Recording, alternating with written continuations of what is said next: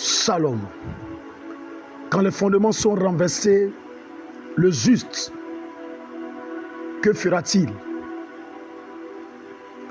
Quand les fondements sont renversés, quel est le rôle du juste? Le juste a un rôle bien précis pour redresser sa vie et sa destinée. Et je crois que tu es parmi ces personnes qui veulent redresser ta vie. La Bible déclare, quand l'enfant Jésus était né, les mages ont vu son étoile depuis l'Orient, depuis l'est du pays. Et ils sont venus voir Hérode, où est le roi des Juifs qui devait naître. Nous sommes venus l'adorer. Ils l'ont cherché par rapport à son étoile. Ils sont allés jusqu'à voir là où était Jésus. Et ils sont prosternés pour l'adorer en lui donnant 3 cadeaux: de l'or, de l'encens et de la myrrhe. Quand on est aujourd'hui, il y a des présents qu'on nous donne. Il y a le contact humain. Il y a les yeux qui sont braqués sur toi à ta naissance. Il y a les matrones qui viennent pas moins aider. Pour ceux qui sont dans nos villages, il y a des matrones. Une jeune dame, une femme faisait accoucher des gens dans un village. Faisait accoucher des gens. Et l'hôpital du village l'a recrutée pour aller avec elle. Parce que elle le faisait si bien. Quand on a essayé de fouiller dans la vie de cette dame, c'était une grande prêtresse de la sorcellerie. À la question de savoir quel est le mot qu'on a dit sur ta vie quand tu étais né, quelles sont les mains qui t'ont touché, est-ce que les mains qui touchent les vies ne peuvent-elles pas dérailler ou dérouter la vie de cette personne? Ma prière pour toi ce matin, les mains et les yeux qui ont fixé ta vie, ta nudité lorsque tu étais né à ta naissance, que ces yeux soient brisés.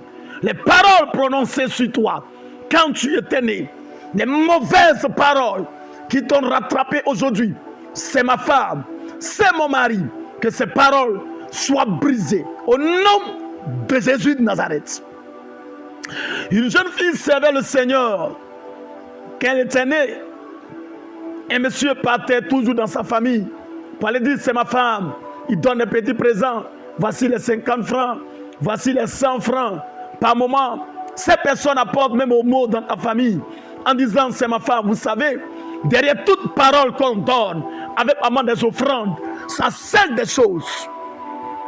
Et les gens, en les disant, en les faisant, ils ne savaient pas ce qu'ils sont en train de faire. Oh, ils sont en train de lier la destinée de plusieurs. Et un jour, elle était en train de prier et elle s'est vue. Elle a vu le monsieur. Elle a vu dans une vision, elle se retrouve au village. Et le monsieur se réclame d'elle.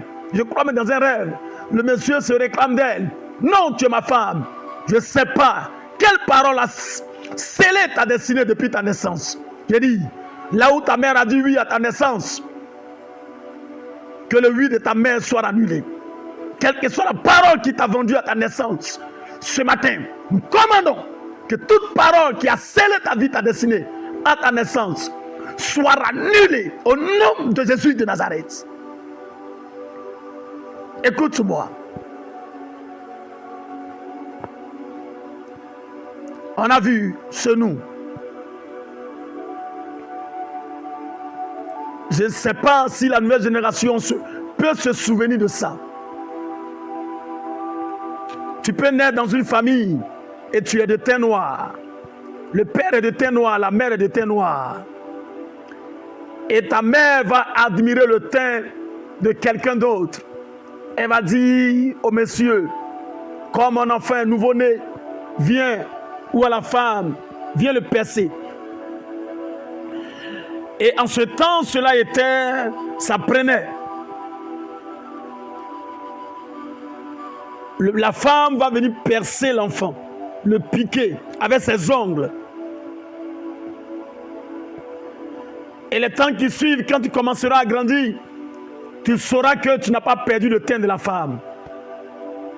Parce qu'elle a touché à ta naissance, elle t'a communiqué son teint. On peut toucher une personne à la naissance et lui communiquer le teint. Donc on peut communiquer quelque chose à la naissance à un enfant pour dérouter sa destinée. Là où on a dérouté ta destinée, ce matin, je commande que le Seigneur le redresse. Au nom de Jésus de Nazareth, là où ta vie a été vendue par le sang précieux de Jésus, je commande que ce qui a été vendu soit restauré. Quelles sont les paroles qui ont été dites sur toi depuis ta naissance? Une jeune sœur disait, lorsque ma mère était enceinte de moi, elle a tellement souffert dans la grossesse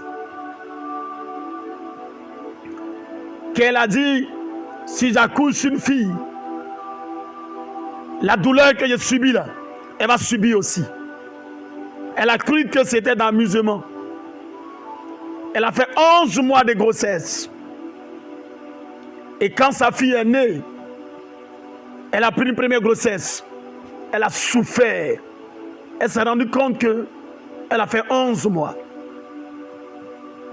Qu'elle a pris encore des années plus tard, elle prend encore une autre grossesse. Elle sent que la limite des 9 mois sont en train de passer.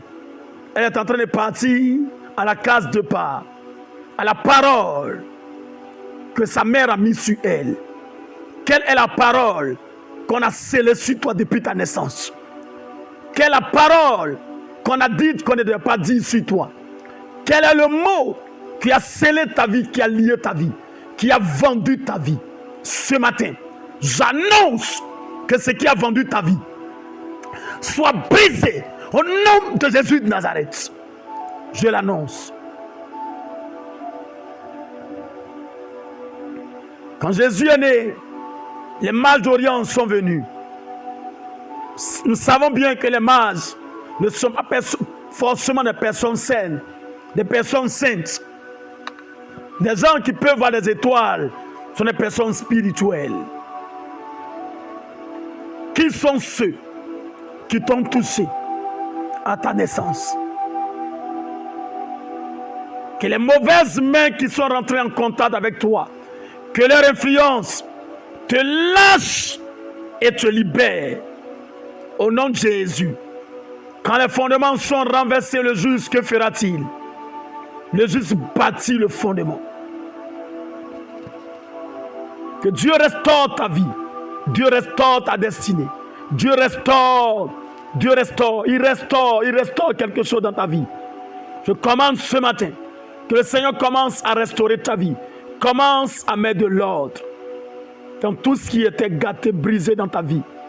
Dans le nom suprême de Jésus-Christ de Nazareth. Puisse Dieu être avec vous ce matin. Que ce qui a gâté vos vies, désorienté vos vies, quels que soient les cadeaux qui ont désorienté vos vies, les cadeaux à ta naissance, les présents à ta naissance, qui ont désorienté ta vie. Le premier pas, la première personne, le premier mot qu'on a pu déclarer sur ta vie, qui a désorienté ta vie, nous désactivons le mot bizarre qu'on a prononcé sur ta vie. C'est mon petit mari, c'est ma petite femme. Voici ce bandit. Celui-ci ne réussira pas. Pour certains, quand ils naissent, on les murmure des mots à l'oreille.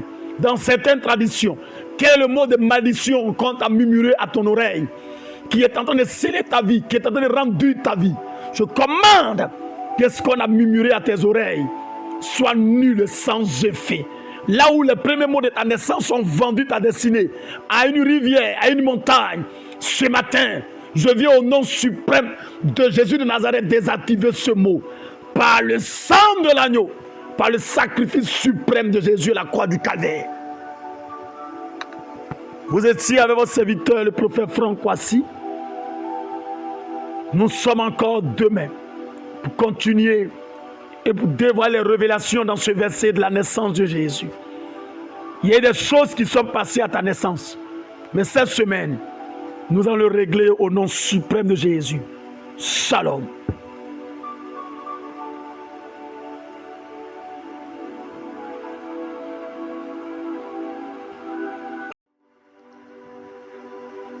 Shalom. Quand les fondements sont renversés, le juste, que fera-t-il?